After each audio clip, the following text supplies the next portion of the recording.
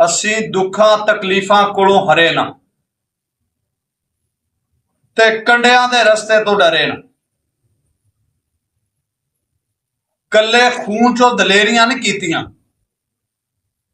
ਭਾਵੇਂ ਭਰੀ ਇਹ ਮੁਸੀਬਤਾਂ ਦੇ ਨਾਲ ਜ਼ਿੰਦਗੀ।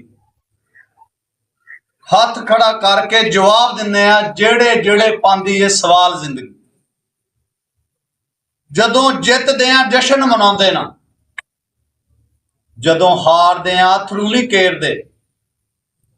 ਸਾਡੇ ਮੱਥਿਆਂ ਚੋਂ ਜਾਗਦੀ ਏ ਰੋਸ਼ਨੀ, ਅਸੀਂ ਫੂਕ ਦਈਏ ਕਾਲਜੇ ਹਨੇਰ ਦੇ। ਚੜ੍ਹਦੀ ਕਲਾ ਚ ਆਖ ਦਿੰਦੇ ਆ ਜਦੋਂ ਕਦੇ ਪੁੱਛਦੀ ਏ ਹਾਲ ਜ਼ਿੰਦਗੀ।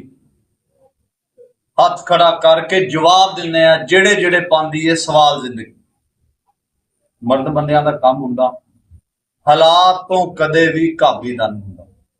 ਜਿੱਡੇ ਵੀ ਔਖੇ ਹੋਣ, ਜਿੱਡੀਆਂ ਵੀ ਕਾਲੀਆਂ ਰਾਤਾਂ ਹੋਣ, ਟਾਈਮ ਟੱਪ ਜਾਂਦਾ। ਖੁਦਾ ਦੀ ਜ਼ਾਤ ਦੇ ਉੱਤੇ ਤਵੱਕਲ ਰੱਖ ਕੇ ਚੱਲੀਦਾ ਹੁੰਦਾ। ਨੇ ਇੱਕੋ ਜਿਹਾ ਨਹੀਂ ਰਹਿੰਦੇ। ਜਿੱਡੇ ਵੀ ਭੀੜਿਆਂ ਦੇ ਆ ਜਾਣ, ਟਾਈਮ ਗੁਜ਼ਰ ਜਾਂਦਾ। ਨਾ ਇਹ ਕਦੇ ਰਾਤ ਰਹਿੰਦੀ ਹੈ, ਨਾ ਕਦੇ ਦਿਨ ਰਹਿੰਦਾ।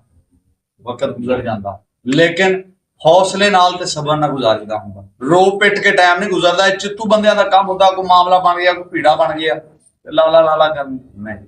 ਚੁੱਪ ਕਰਕੇ ਸਬਰ ਤੇ ਹੌਸਲੇ ਨਾਲ ਖੁਦਾ ਦੀ ਜ਼ਾਤ ਤੇ ਤਵੱਕਲ ਰੱਖ ਕੇ ਚੱਲੀਦਾ ਹੁੰਦਾ। ਟਾਈਮ ਟੱਪ ਜਾਂਦੇ ਆ, ਫਿਰ ਗੱਲ ਰਹਿ ਜਾਂਦੀ ਆ ਬੰਦਿਆਂ।